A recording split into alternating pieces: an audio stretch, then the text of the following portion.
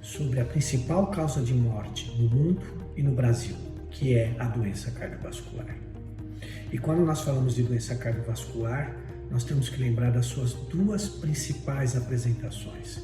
A chamada doença isquêmica cardíaca, que é o infarto agudo do miocárdio, e a doença cerebrovascular, que é o acidente vascular cerebral, que também é conhecido pela maioria das pessoas como derrame.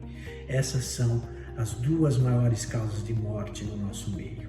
E elas têm como seu principal mecanismo um processo chamado aterosclerose. A aterosclerose é uma doença que acomete a parede das artérias, levando à formação de placas que podem trazer obstrução das artérias e com isso reduzir o fluxo de sangue para os diferentes órgãos, principalmente para o cérebro e para o coração. A aterosclerose é uma doença já bem conhecida e ela tem também relacionado diversos fatores de risco, como a hipertensão, o diabetes, o tabagismo e o colesterol alto. Mesmo nessa época da pandemia da Covid-19, a doença cardiovascular, a doença isquêmica cardíaca de causa aterosclerótica e a doença cerebrovascular permanecem como a principal causa de morte e internações. Os pacientes que têm doença cardiovascular, eles são pacientes com maior risco para uma pior evolução em relação à infecção da Covid-19.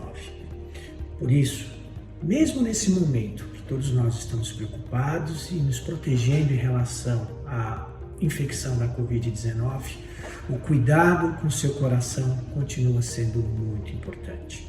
Você não deve deixar de fazer suas avaliações periódicas e seus exames preventivos. Você não pode deixar de tratar da hipertensão, do diabetes, do colesterol, manter atividade física, combater o tabagismo e combater a obesidade. A presença de dor no peito aos esforços, ou mesmo em repouso, com suor frio, um cansaço inexplicável para atividades, são sinais que algo de errado pode estar acontecendo com o seu coração.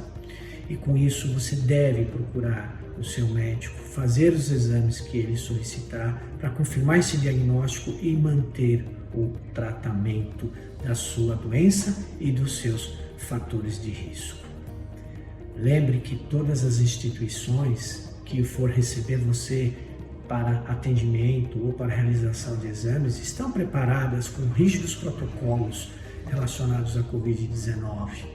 Protocolos de higiene, de distanciamento, além de se garantir o uso de máscara.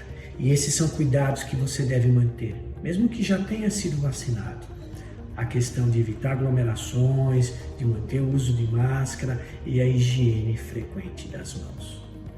Durante a pandemia, o mundo parou, mas o seu coração não pode esperar. Procure um médico para ser avaliado e orientado quanto ao controle dos seus fatores de risco e mantenha o tratamento adequado da sua doença.